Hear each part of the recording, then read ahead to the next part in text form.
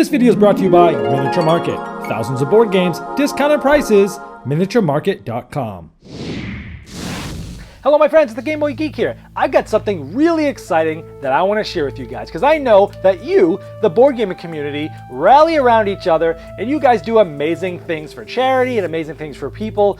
Case in point, just recently all the Half-Life charities that were going for Children's Hospital, the outreach was amazing in the board game community, so I know you guys love to spread your passion through games and to help other people. Here's another chance to do that. See, my wife and I, we over the last several years have begun sponsoring many children around the world through a place called World Vision, who really go up to the poorest places in the world and they really try to develop those areas, develop the kids, develop the skills, and try to get those villages self-sufficient, and then they move on to another one. And they help them with schooling and medical, and things like that. Now, in the process of this, our most recent sponsored child, we were looking and we found a place called Chad Africa. Now, I had never even heard of Chad Africa before finding this, but I kind of stumbled on this and I noticed that, wow, one of these kids, their favorite activity was playing board games. I thought, wow, that's really cool. That's a match. And then I started looking at other kids in Chad and I found out that over 80% of the kids in Chad, their favorite thing to do is play board games, where almost all the other countries that I've sponsored in Nigeria and Dominican, it's football or soccer in the US. And so it was interesting to see it go from a sport to board games, and it really makes me excited about Chad Africa. So I've been working with World Vision to set this thing up here for the next 2 weeks. We're going to be trying to gather donations of board games to send to this village in Africa, Chad Africa, try to get these kids playing games that we already know they love, right? So there's a few things that I've done to help set this up. It's a few criteria I want to go over for you. Number one, right now, unfortunately, they only take donations coming into the US. So if you're outside of the US, unfortunately, the only way they ship out from the United States. We have 2 locations that you can ship from. The 2. One of them is in Pennsylvania and one of them is in Denver. Now, I've already set up all the paperwork and get all these donation numbers rolling. There's basically one donation number that you'll use for each of those different places that you're going to ship to depending on where you live. Now, all the details of this is on my website, GameBoyGeek.com. There's a link below in the description of this video.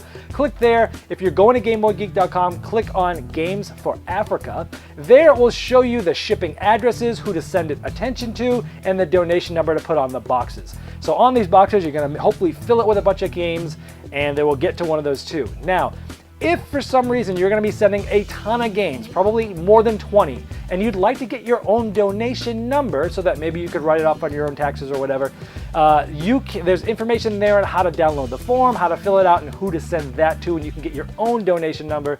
But in my past experience, if you're not sending a ton of games, more than 20, you're probably better off just keeping it easy and following one of those other 2 numbers on my website.